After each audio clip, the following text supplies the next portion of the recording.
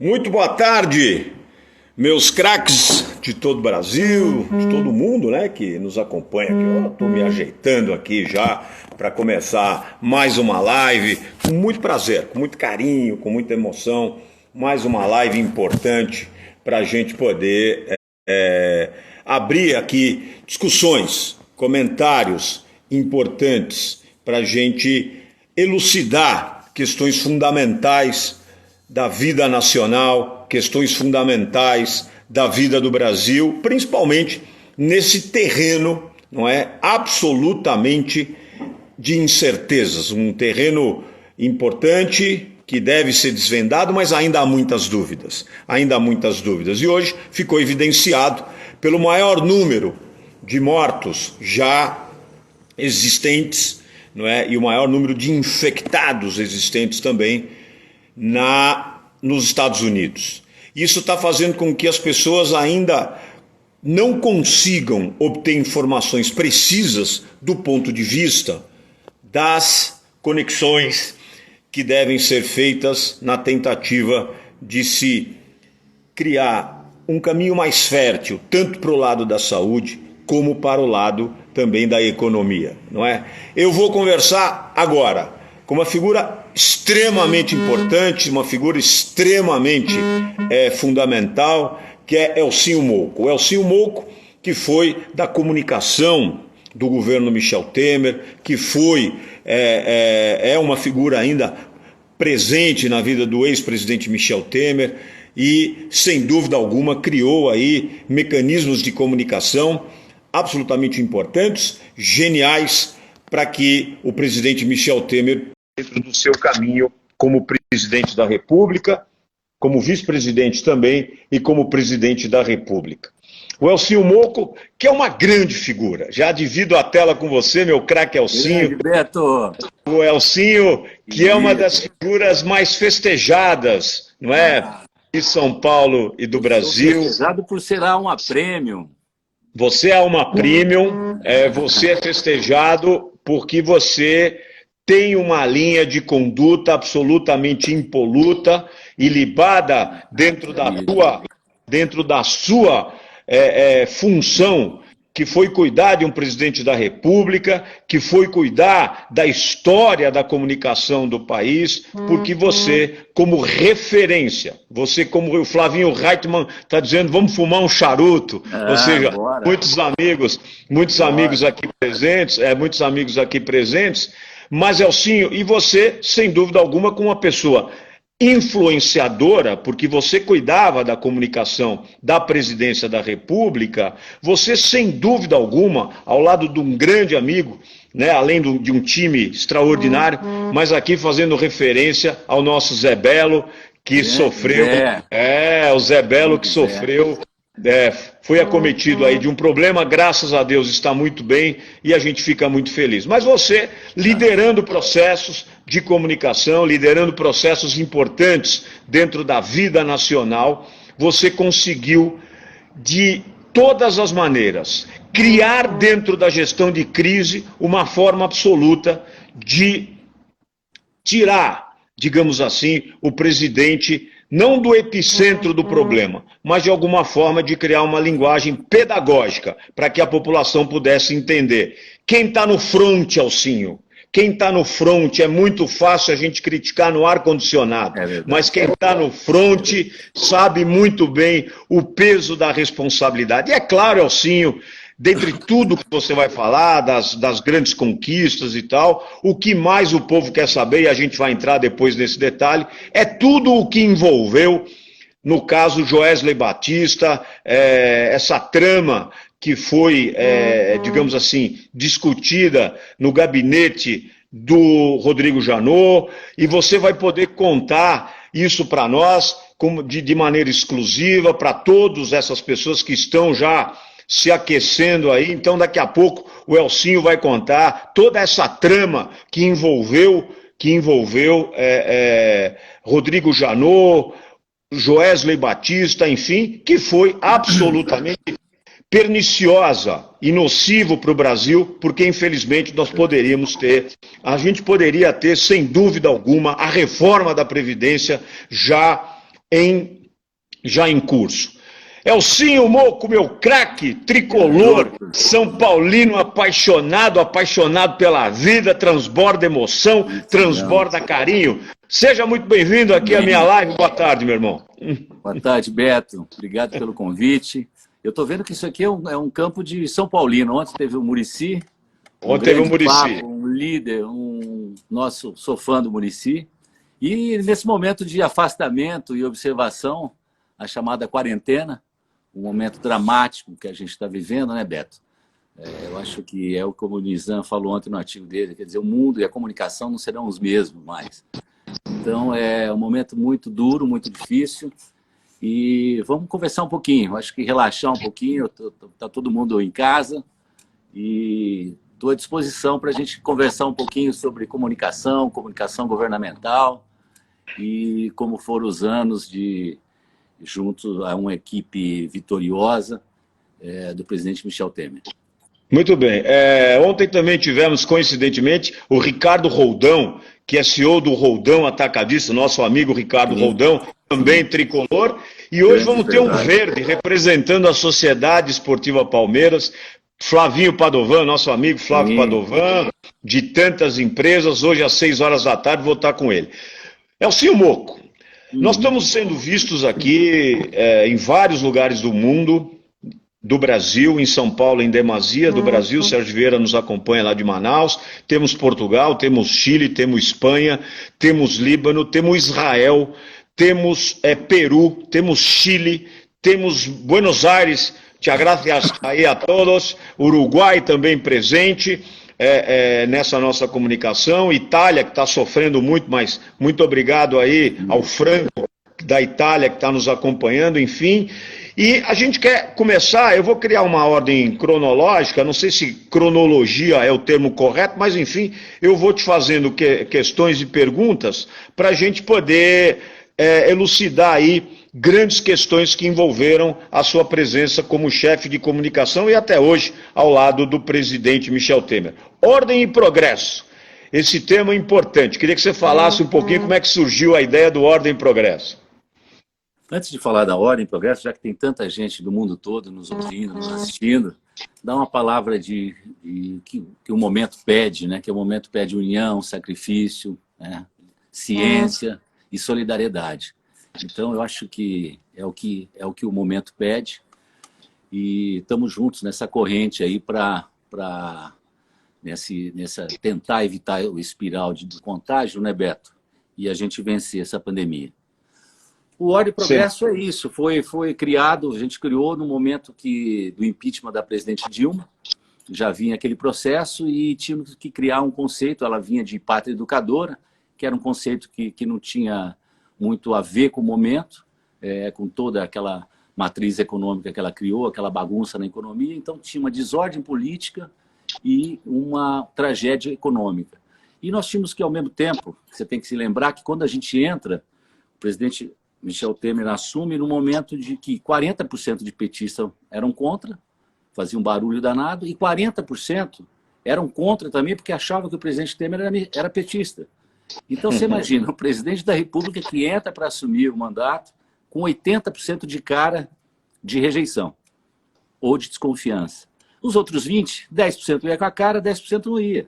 Então ele começou, startou, deu a largada com 10% de bom e ótimo. Com isso, nós tínhamos que ver um conceito que protegia, que o projetava. E o Ordem e Progresso era ordem política e progresso na economia. Acho que ele deu conta do recado, foi criado todas as condições através da Ponte para o Futuro, que a Fundação Ulisses Guimarães, através do Ministro Moreira, tão bem desenhou, que já havia apresentado um ano antes para a presidente Dilma, e ela tomou aquilo como gesto de oposição, uma pena. Não era para ter impedimento, não era para ter a inflação chegar a 2 dígitos, a taxa Selic a 14, aquele descontrole, Petrobras sendo aniquilada. E aí eu acho que foi o encontro do Ordem e Progresso, pegou de cara, foi bem aceito e representava o que o momento pedia, que era ordem política e progresso na economia. Perfeito. Assim, a gente tem 1 hora, não é, que o Instagram determinou para a gente, enfim, ao tempo, diante dessa compulsão aí de pessoas fazendo lives, de pessoas na internet, ou seja, hoje a internet, ela é o grande amigo do homem, então a gente tem 1 hora. Se a gente não conseguir em 1 hora, eu vou pedir licença a todos, a gente termina essa live e retorna com o Elcinho, porque eu quero elucidar, não vou te deixar escapar, difícil, agenda complicada aí.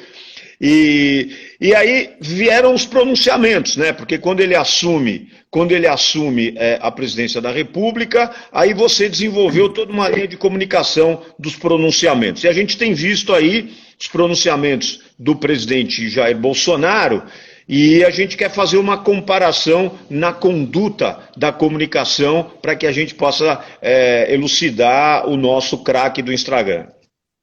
Essa era uma função nossa, até porque eu ocupei a função de diretor de conteúdo na área digital.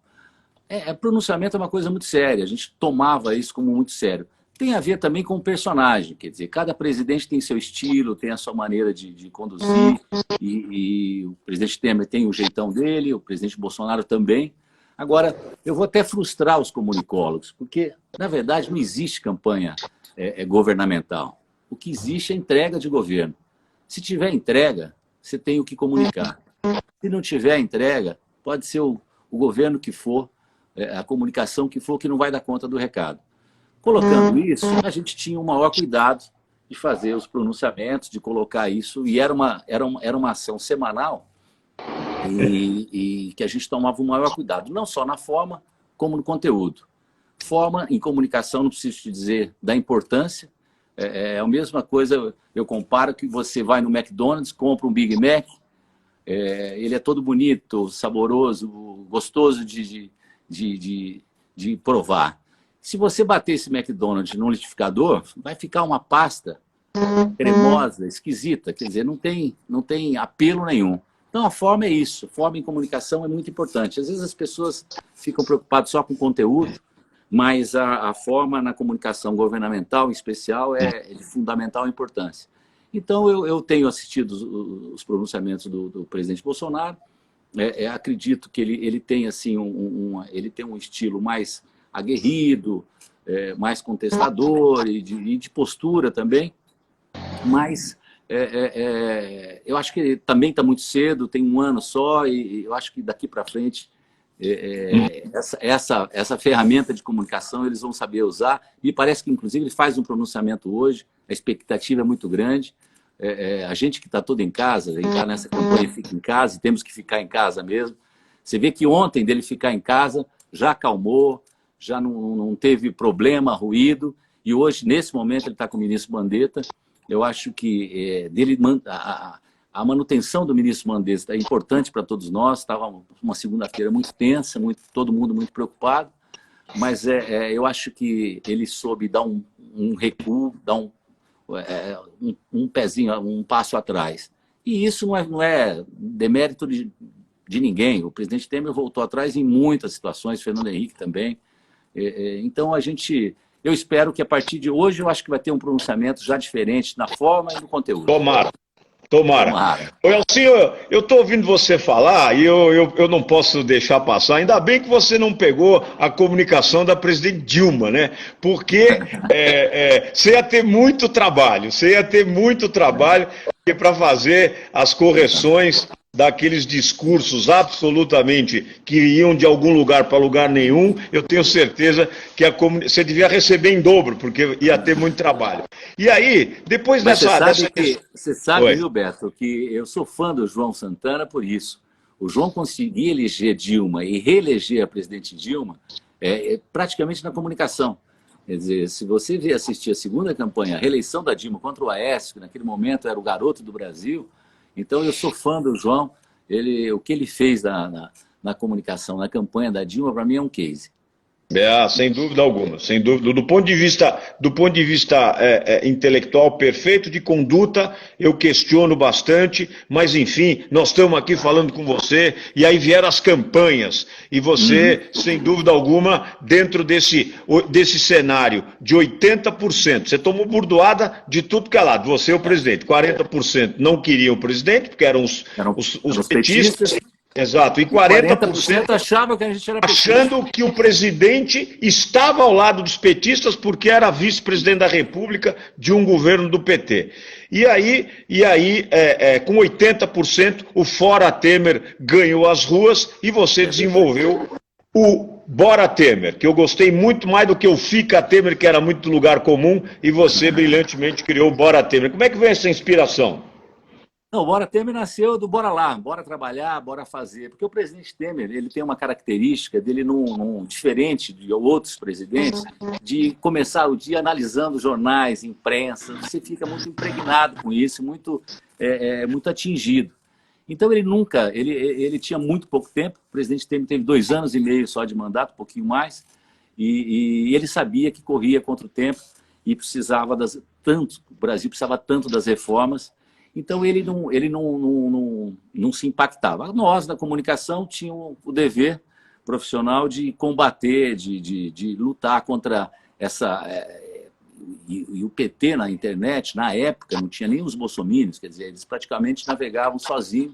É uma posição muito raivosa, mas até o Bora Temer não pegou quanto a gente queria, porque era muito forte. Nós entramos no Palácio, na comunicação digital, nós tínhamos 11 milhões era audiência diária. 7 milhões nós herdamos do petismo, da administração Lula e Dilma. Então era qualquer coisa. Olha, baixou a inflação de 10 para 8, era crítica. Taxa Selic, 14 para 13, eram crítica. Você imagina, então nós sofremos esse embate o tempo todo. Isso também foi bom porque nos deixou treinado, nos deixou preparado, e o presidente sempre incentivando, sempre, não, bora lá, então bora lá nasceu, aí veio o Bora Temer. Perfeito. Estamos aqui recebendo gente de todo mundo, né, inclusive de Israel, e meu amigo Dave Laffer me lembra hoje que a Páscoa, não é, dos judeus, não é? Então, Hag Sameach aí a todos vocês da comunidade israelita, os judeus do Brasil e do mundo, que vocês tenham, vai ser uma Páscoa diferente, mas enfim, é hora de fé e sem dúvida alguma essa corrente vai ser fundamental. Elcinho, mas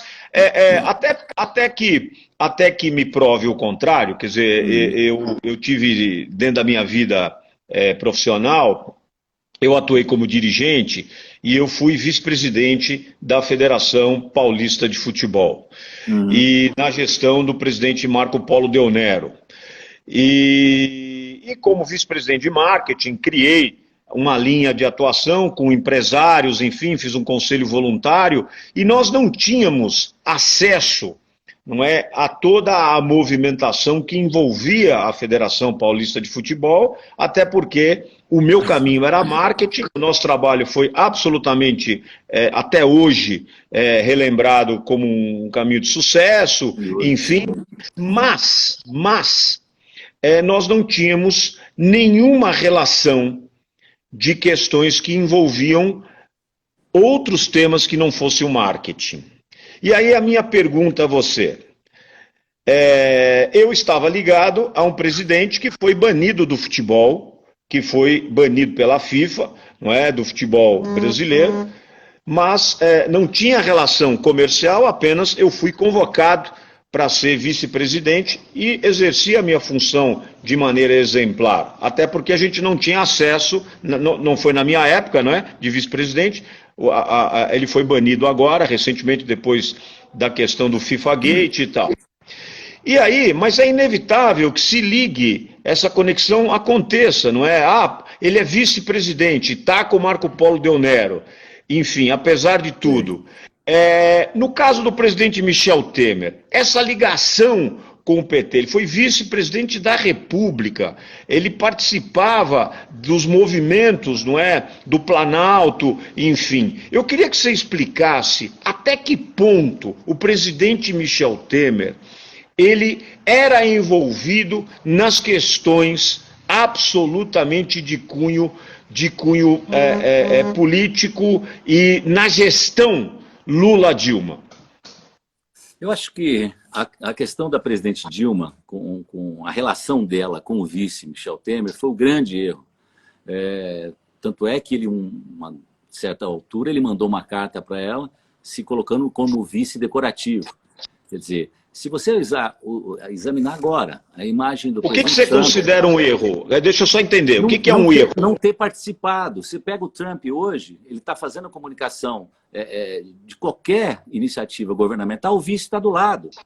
Então é um erro. E o Bolsonaro também, eu acredito que teria que chamar mais o Mourão, participar mais. Eles foram eleitos juntos, entendeu? No caso da presidente Dilma, ela por temperamento e também por afinidade, porque ela nunca gostou do presidente, ela nunca teve afinidade, a presidente Dilma tem um temperamento próprio, e isso dificultou demais. Então, toda a escolha foi absolutamente política por uma questão estratégica e eleitoreira, é isso? Na época, sem dúvida, foi uma opção por interesse, quer dizer, o PT precisava dos 5 minutos de televisão, e naquela época nós tínhamos uma eleição diferente do que foi o Bolsonaro, a comunicação de rádio e televisão fazia diferença, nessa época até o presidente falou, mas o Lula não tem uma afinidade com o Lula e a Dilma não vai com a minha fachada, não vai dar para ser indicado. E aí nós da comunicação falamos, não, presidente, 6 meses antes da eleição, o João Santana vai achar o senhor simpático e vai ter afinidade. E assim foi, porque precisava da estrutura do MDB, do PMDB à época. E foi uma pena, porque a experiência parlamentar do presidente, 3 vezes, Beto, presidente da Câmara Federal, e ela não usar, ela nunca teve uma relação, nunca foi pacificada a relação dela com o Congresso Nacional. E você vê a diferença, quando você tem uma relação parlamentar, que é o que ele chama de presidencialismo parlamentar, a diferença é que teve os 2 anos e meio, ele trouxe o parlamento para governar com ele, chamou os ministros deputados, chamou os ministros senadores e conseguiram fazer toda a reforma e a mudança da tragédia econômica que vinha da recessão para um PIB negativo de 3,5% para um PIB positivo já no primeiro ano. Então, o segredo do vice, ainda mais um vice qualificado, e que numa área tão sensível que era a área parlamentar, eu acho que um dos maiores erros da Dilma foi não ter aproveitado melhor o presidente, e que era um cara leal, o tempo todo, nunca trabalhou contra, nunca trabalhou pelo impeachment. A gente assistindo o filme do MBL, Não Vai Ter Golpe, fica claro quem trabalhou, quem fez o movimento. Quem derruba presidente é a rua, não é ninguém. Então, foi uma grande pena e o preço ela pagou com as pedaladas e com o impedimento. Em algum momento se pensou em renunciar ou se sair do governo? O presidente Temer pensou em algum momento em deixar o governo Dilma? Não. O governo Dilma ele praticamente não entrou. Então não tinha nem como sair, porque ele realmente não era chamado para as reuniões, ele ficou marginalizado e tocou a vida dele como presidente do MDB à época, PMDB, e na Fundação Ulisses Guimarães. Nesse momento, o que ele fez? Ele fez uma opção, Beto. Ele chamou os técnicos, chamou o ministro Moreira Franco e construiu o que revolucionou, o que mudou o Brasil. Ele construiu a ponte para o futuro. O que foi a ponte para o futuro? Ele veio aqui no INSPER, foi no ministro Delfim, foi nas melhores economistas da época e fez um estudo, porque ele via que ele estava num governo que estava indo à bancarrota, que estava tudo sendo, todos os fundamentos da economia muito ruins. E aí ele criou o documento e foi apresentar, achando que ali sim seria virada e a relação dele com a presidente seria uma relação diferente e mais próxima. Pelo contrário, ela tomou aquilo como um documento de oposição. E aí, olha a sorte do destino. Quando ele vem o impedimento, isso era 2005, nós fizemos esse documento na Fundação Ulisses Guimarães, eu fiz a revisão do texto, foi às 7 chaves, a imprensa, ninguém sabia o que estava acontecendo. Quando ele assume a presidência, Beto, por nossa sorte, por sorte de todos nós brasileiros, ele tinha a ponte para o futuro pronta. Então foi um governo que começou já com a listinha, com a relação. É a mesma coisa hoje, você está no afastamento. Eu hoje só saio para obter alimentos e posologia na farmácia, a posologia certa. Então, você entra no supermercado, você pode entrar no supermercado e fazer a compra do mês sem lista. Você vai errar, você gosta de patê de atum, você vai esquecer a maionese, comprar o patê errado. É difícil de memória você querer fazer a compra do mês. O que o presidente tinha? Tinha a listinha do que fazer. Ele senta na cadeira, Beto, em 10 dias ele deu um reajuste em Bolsa Família, que estava 2 anos parado. Em 15 dias ele colocou para votar, que é histórico, a reforma do teto fiscal. A reforma do teto já nasceu no primeiro mês de governo. E aí foi que ele começou a ganhar simpatia e ganhar o respeito da sociedade. Quer dizer, um cara que não tinha popularidade, mas ao mesmo tempo tinha aceitação de gestão. Ele começou a fazer o que a gente chama. Eu falo que não tem campanha governamental por isso. Ou você tem entrega, ou você não tem o que comunicar. E no caso dele, se você perguntar hoje, ele ficou um presidente reformista. E aí ele pôde colocar, com a listinha do supermercado, ticando item por item, reforma do ensino médio, reforma trabalhista, a recuperação das estatais, TJLP, inflação de 10 para 3, menos de 3, Selic, taxa Selic 14,25 para 6,5. Quer dizer, foi uma revolução, uma bela surpresa em um governo que hoje é reconhecido e agora, com todos os problemas que ele teve, com todos os problemas de perseguição que ele teve, disfarçado de investigação, ele hoje está surfando no respeito e no reconhecimento da sociedade. O Fica Temer, o Volta Temer é um pouco isso. As pessoas reconhecendo o que ele foi. Cada pronunciamento da presidente Dilma, cada pronunciamento do atual presidente, ele é um pouco valorizado, porque as pessoas faz esse comparativo e a entrega que ele fez nos ajudou muito. Então, fazer a comunicação digital do governo Temer nessa época facilitou demais. Facilitou demais. E outra coisa que todo governante tem que ter. Governo de sucesso, Beto, é governo discreto, humilde. Pega todos os exemplos. Você vê a Dilma, ela não era humilde. Você vê o presidente Bolsonaro, por mais que ele fala, ele tem 30% duro do brasileiro, sabe por quê? Porque ele é um cara humilde. Ele fala, é um jeito tosco de ser e tal, mas ele fala com o coração. Então, as pessoas não entendem porque não cai mais a aprovação, o bom e ótimo do presidente Bolsonaro, porque o presidente Bolsonaro é um cara humilde. Você pega os outros exemplos. Quem não é humilde, quem não é discreto, na gestão pública, paga um preço alto. Perfeito. Elcinho, o que me vem à memória, o que me vem à cabeça agora, não é? E acho que pode ser uma pergunta de boa parte, para não dizer da maioria, o presidente Michel Temer, em nenhum momento, não é? Mesmo estando à margem da gestão, você disse que ele ficou numa posição mais periférica diante das grandes medidas tomadas pelo governo Dilma. Ele, em momento algum, tomou ciência das falcatruas que o governo Dilma e que o Lula estavam fazendo, ou seja, essas falcatruas aí absolutamente gigantescas, não é, que levaram à prisão do presidente Lula e dessa elite política nefasta que ainda habita, não é, os cárceres do Brasil. Alguns foram soltos para domiciliar, mas boa parte está encarcerada. O presidente Michel Temer, ele não tinha absoluta ciência de que esse movimento paralelo pernicioso estava acontecendo no Brasil? Beto, se o presidente Temer não era chamado nem para reunião ministerial, você imagina para reunião divisional. Quer dizer, praticamente ele foi um vice decorativo. Agora, aí fazendo uma parte com relação a presidente Dilma em especial, ela é uma pessoa difícil, uma mulher difícil. Mas você não tem denúncias contra a presidente Dilma. A presidente Dilma é uma mulher séria, uma proba, honesta. Agora, projeto de poder, você estando sentado na cadeira, Beto, hoje, no Alma Prêmio, você não sabe o que todos os seus funcionários estão fazendo, toda a tua equipe está fazendo. É muito complicado. Então, nessa área, tem que ir com muita calma. Eu acho que o devido processo legal, nós temos uma Constituição muito bem feita, uma Constituição que tudo está ali na Carta Magna, tudo, tudo, tudo. Até essa crise da saúde, se você pegar os itens, os artigos, estão tudo ali, a proteção. Então, na verdade, essa limpeza e o fruto da eleição do presidente Bolsonaro é disso, aí se basta a todas aos petrolão, ao mensalão, ao que nós vivemos no passado. Nos 2 anos e meio do presidente Lula, do presidente Temer, você não teve nenhum caso de petrolão, mensalão. Teve alguns casos pontuais que foram resolvidos, foram afastados e ponto. Gestão pública é complicado.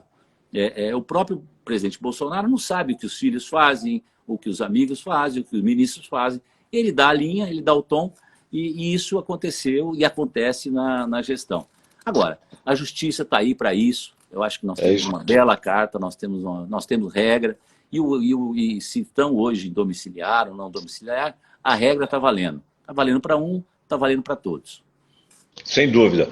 O Elcinho, e aí nesse caminho todo, né, do presidente Michel Temer, a gente já vai chegar na questão do Joesley, que muita gente está perguntando, e você gentilmente e até de maneira corajosa, porque você, evidentemente, que não tem absolutamente, eu disse na minha abertura aqui, absolutamente nada a esconder, a tua conduta sempre foi impoluta, a favor de uma comunicação limpa, transparente e, principalmente, solidária, já que a gente está vivendo um momento de solidariedade, que abrange, sem dúvida alguma, que abrangeu, na verdade, a comunidade mais carente da população, de uma linha mais de entendimento do ponto de vista da pedagogia, para chegar nos ouvidos daquele que não tem recurso financeiro. Então, a gente vai falar do Joesley, você abriu aí a sua mala de ferramenta, como diria, para poder falar. Mas eu quero falar de um grave problema que aconteceu durante o governo, que foi a greve dos caminhoneiros. Quer dizer, como é que surgiu, não é, essa greve e como é que vocês foram notificados previamente e aí criou-se aí uma gestão de crise onde a comunicação ela foi fundamental. Conta um pouquinho esse pedaço histórico da gestão Michel Temer. Acho que você tocou num ponto, Beto. Os 2 grandes problemas da gestão Michel Temer foi o Joesley Day, a trama para derrubá-lo da presidência da República, arquitetada dentro do gabinete do Procurador-Geral da República. Esse foi um grande problema. E o segundo grande problema, que derrubou de 2,2 o PIB projetado para 1,3, praticamente a metade.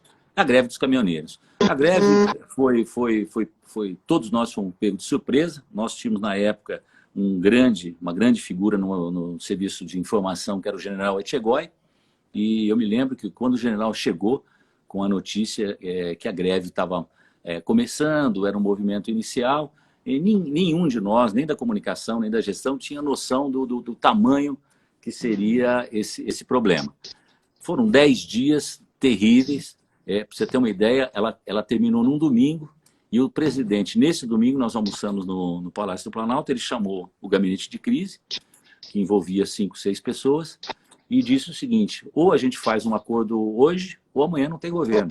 Porque já estava começando a faltar alimentos, estava começando a faltar medicamentos, estava começando a faltar suprimento em hospitais, estava um caos. E realmente ali nós tivemos que usar todas, e aí sim a mídia, por isso que a relação, quando você tem uma relação de respeito com a mídia, por mais que o presidente Temer foi atacado por parte da imprensa brasileira, ele nunca nos autorizou a diminuir verba de rádio A, televisão B, jornal C, nunca. Ele dizia para a gente: não vamos fazer com a mídia o que a mídia está fazendo com a gente. E isso, nessa hora, ajudou, porque aí a gente precisou da mídia, do jornalismo declaratório, do dia a dia, e aí foi fundamental.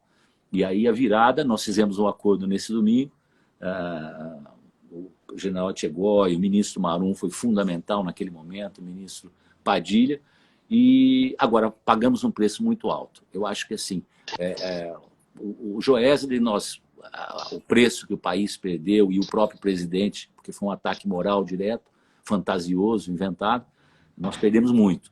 Na greve dos caminhoneiros nós perdemos metade do PIB, para você imaginar, é o que está acontecendo um pouco agora, que eu acho que vai inclusive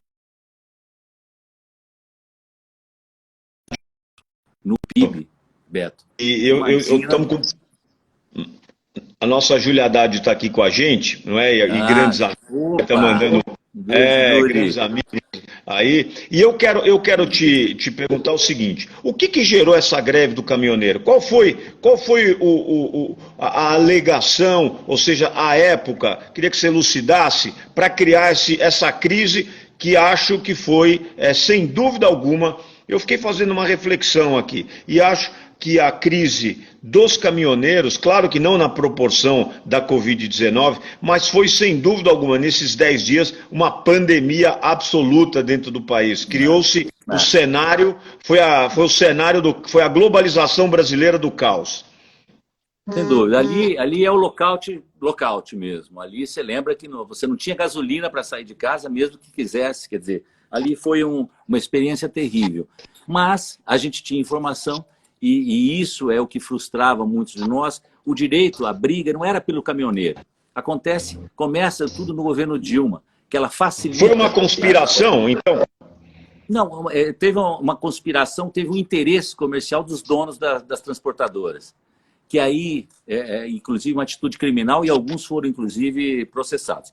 Mas o pior é que o que aconteceu? A Dilma facilitou o financiamento, naquela loucura da matriz econômica, para ela ser reeleita. Ela usa a matriz econômica e facilita o financiamento dos caminhões. Então, muita gente comprou caminhão, e o que acontece? Lei de mercado. O frete cai o preço, e aí não tinha mais frete para todo mundo. E isso veio estourar no colo do presidente Temer.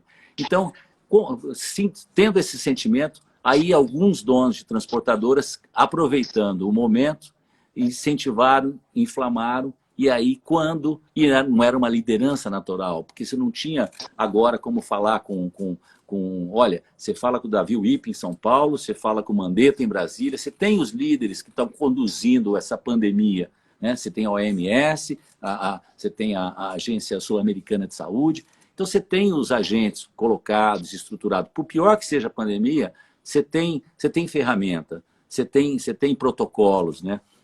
E no nosso caso não tinha protocolo. Nós olhamos no Google, deu uma gugada, não tinha. Então nós tivemos que aprender, junto com a greve, junto com aquela dor, com aquele sofrimento de faltar suprimento e um processo político paralelo, que aí todo mundo, em política, não existe vácuo, as pessoas ocupam. Aí os petistas ajudaram muito a esse movimento, mas por equilíbrio, por perfil de pacificador do presidente Temer, nesse domingo, graças a Deus, a gente conseguiu o acordo e ainda deu para virar o ano com um PIB de 1,3 positivo. Ah, que bom. O Tavo Pacífico aqui está impossível. Tá, né? Mandando São Paulino. Esse São Paulino, querido.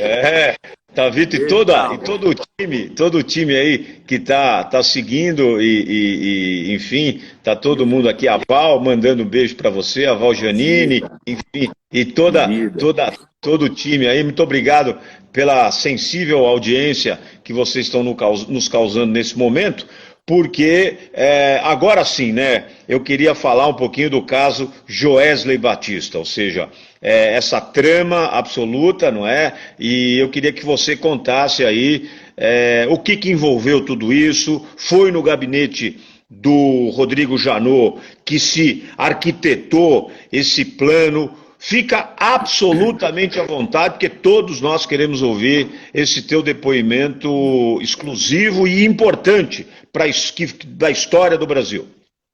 Beto, esse evento foi foi uma tragédia para todos nós brasileiros, em especial para o presidente Temer.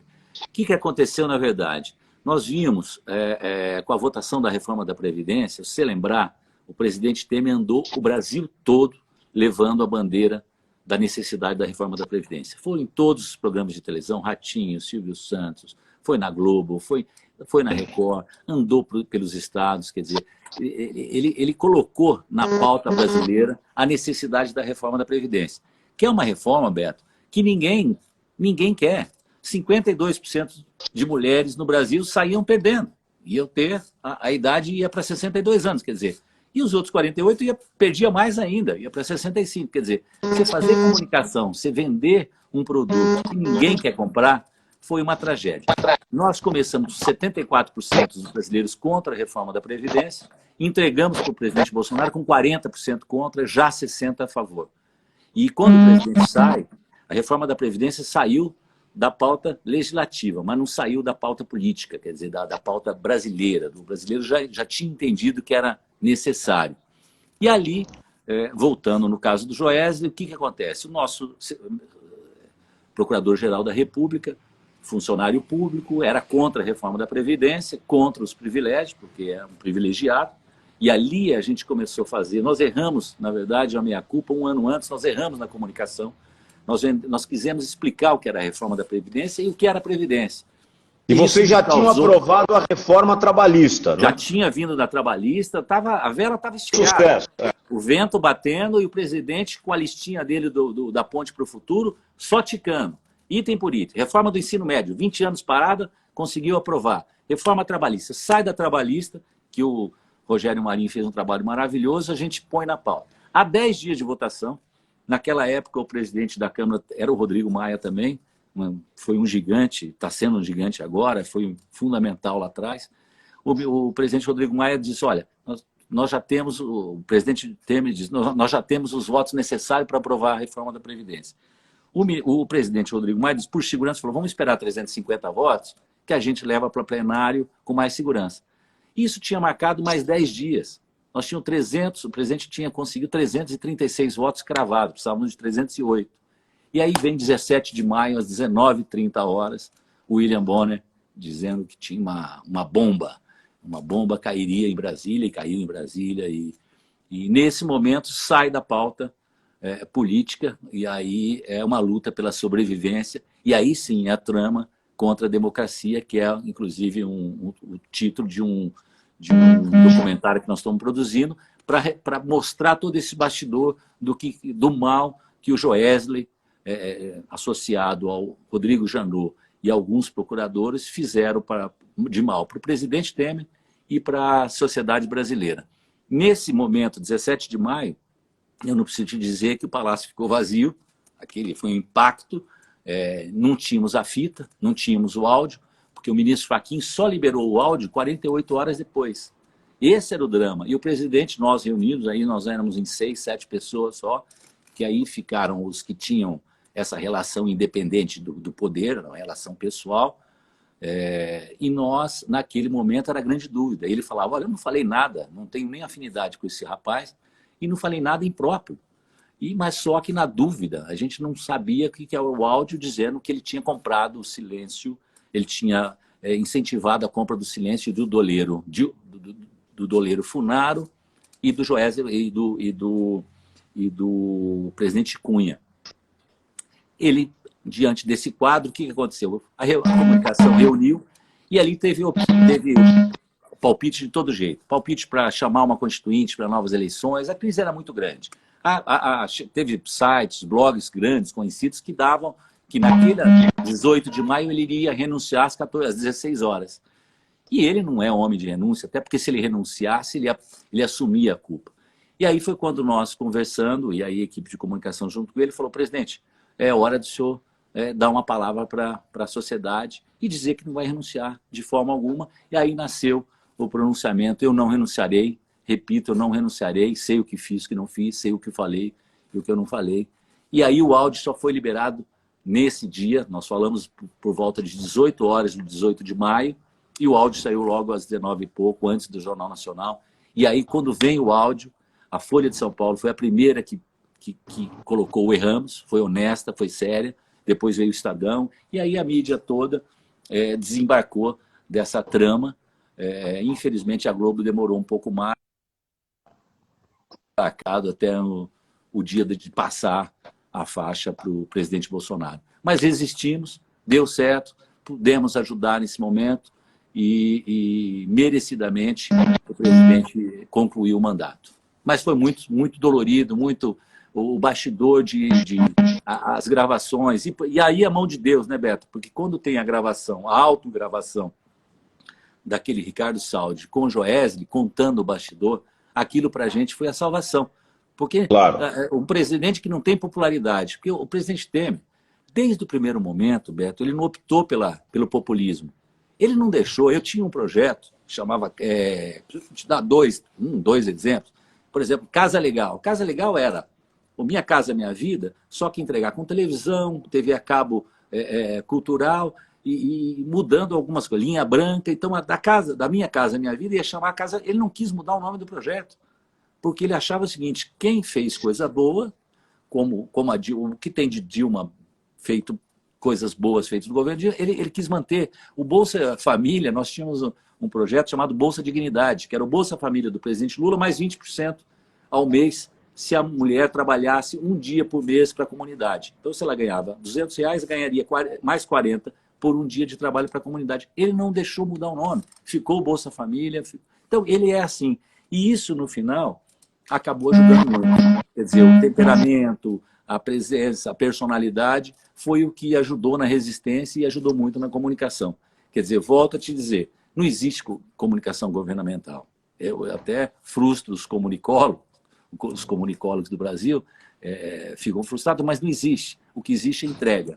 Se não tem entrega, não tem o que falar. Não é falação, é mostrar o que foi feito. E agora o nosso amigo Fabinho Vanguard tem passado essa crise toda. Eu acho que ele tem o presidente Bolsonaro vai passar para a história, porque a reforma da Previdência aprovada, sem um tiro, sem lágrimas, é um caso inédito e realmente, independente do que for, ele vai passar para a história como o cara que fez a reforma da Previdência. O Paulinho Girardi, lá de Rio Preto, também nos saúda aqui.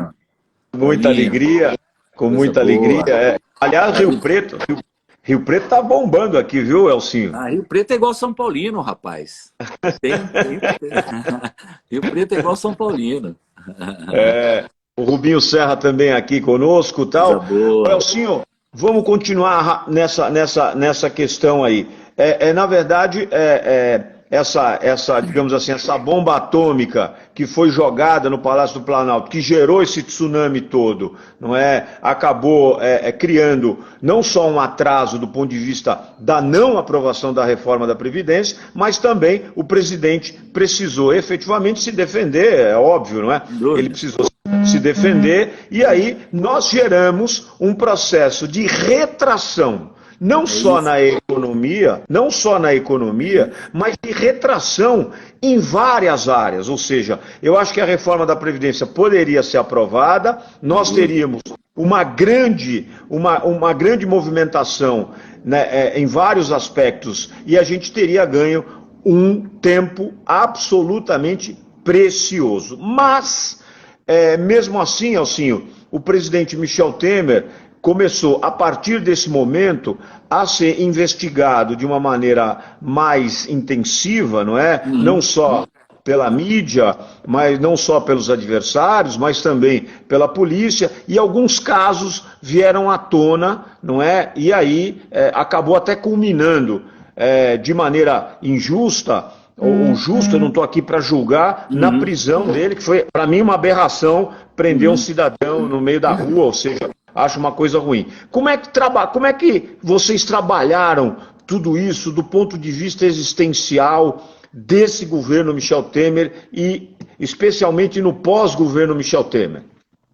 Beto, eu chego já nessa questão da prisão, que eu chamo de sequestro, não chamo nem de prisão, mas lembrando também que não só atrapalhou a reforma da Previdência, o Joesley Day e o Janot, como aquela listinha do supermercado que eu te falei da ponte para o futuro, o presidente teria aprovado a reforma tributária, já estava para ser ticado, estava na pauta.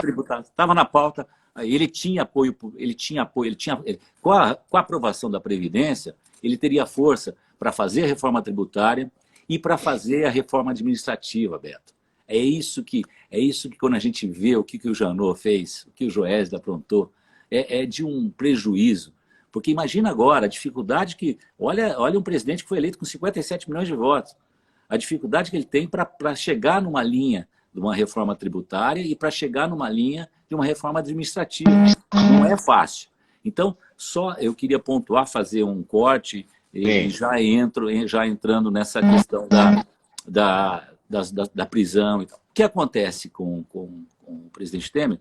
Ele termina o mandato, não podia, ele foi 2 vezes processado, e olha que era voto de impeachment, era voto de PEC, e ele conseguiu vencer as 2 denúncias ineptas, e denúncias construídas, fabricadas pelo Procurador-Geral da República, na época, Rodrigo Janot. O que acontece? Ele sai da presidência, os processos baixam do Supremo, e um juiz de primeira instância, sem ouvi-lo, sem o devido processo legal, pega um pedido de análise da Procuradoria da República do Rio de Janeiro e, num ato de vaidade, vamos chamar assim, para não dizer outra coisa, decreta o sequestro do presidente da República, sendo que tem endereço certo.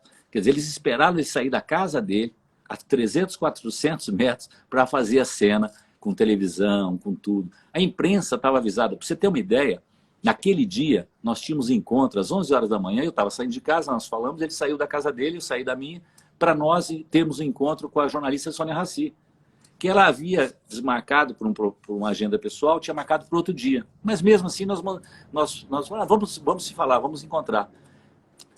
300 metros, Beto, da casa, quando ele sai da casa, ele liga para o Márcio Freitas, que era o secretário de comunicação do governo, e fala: Márcio, a imprensa está toda aqui na frente, faz meses que ele não aparece. A imprensa já tinha sido avisado, quer dizer, o crime de autoridade, de abuso de autoridade é isso, quer dizer, uma procuradoria vaza informação que ele vai ser sequestrado, e aí para aquele show, toda a imprensa na frente da casa, e todo mundo registrou, é lamentável, e por outro lado também, o Supremo, o STJ reconheceu o absurdo da petição do Dr. Bretas, do Rio de Janeiro, que inclusive tem pretensões políticas e pretensões numa outra área que não é a jurídica, e derrubou por 4-0 esse sequestro. Então ele sofreu um duplo sequestro, mas realmente ele teve o reconhecimento do STJ. O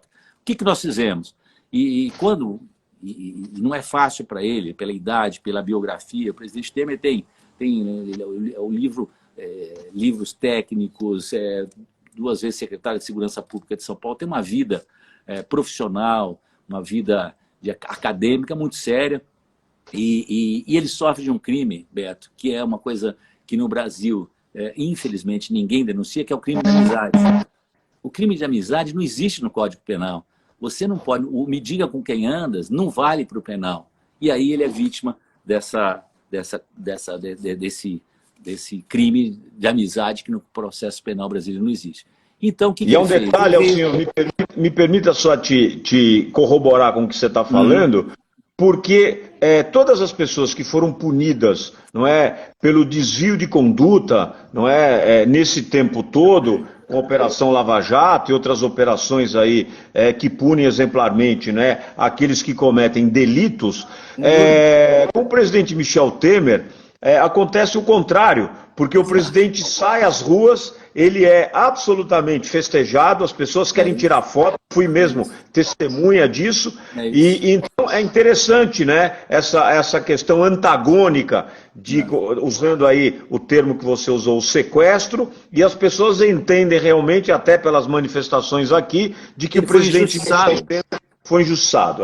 É isso. Essa é a pura verdade. O que acontece com o processo, vida pública, Beto, a exposição é muito grande, os interesses são muito grandes. No caso do presidente Temer, ele tem um reconhecimento de todos, realmente o que você está dizendo, e ele não se escondeu, pelo contrário. No outro dia do sequestro, ele já chamou uma coletiva na TV Bandeirantes que você trabalha.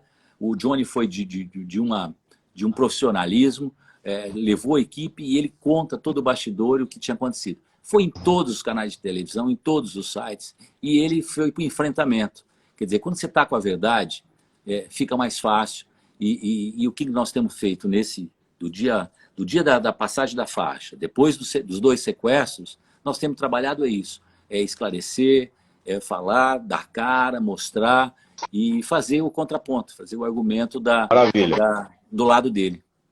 Muito bem. Senhor, a gente está chegando ao final, daqui a pouco vamos ser cortados aí com veemência, que é 1 hora apenas, acho que deu para a gente elucidar, esclarecer, e eu quero terminar essa live aqui te cumprimentando, porque amanhã é o seu aniversário. É verdade, é verdade. Eu quero te cumprimentar, te dar os parabéns, somos arianos, eu fiz dia 3, você faz amanhã, e dizer que é muito legal a gente poder ter esse senso de verdade, você não tem medo de falar, você é absolutamente, eu repito, uma figura festejada, assim como o presidente Michel Temer, pela tua extrema delicadeza com todos os seus amigos e principalmente com o Brasil todo, já que você, sem dúvida alguma, é um grande arquivo e as pessoas estão manifestando aqui. Um beijo no seu coração, parabéns e muito obrigado. Fica com Deus. Valeu. Obrigado, um beijão. Valeu. Obrigado. Tchau, tchau. Esse foi Elcinho Mocco, comunicação do presidente Michel Temer, esclarecimentos importantes. Tenho certeza que essa live vai ser utilizada por muitas pessoas, vai ser utilizada por muitos órgãos de imprensa, porque ela foi esclarecedora, corajosa, determinada e principalmente transparente. Obrigado pelo carinho, me acompanhe no @BetoSaad, com 2 Es e 2 Ts, no Instagram e também Alma Premium Brasil.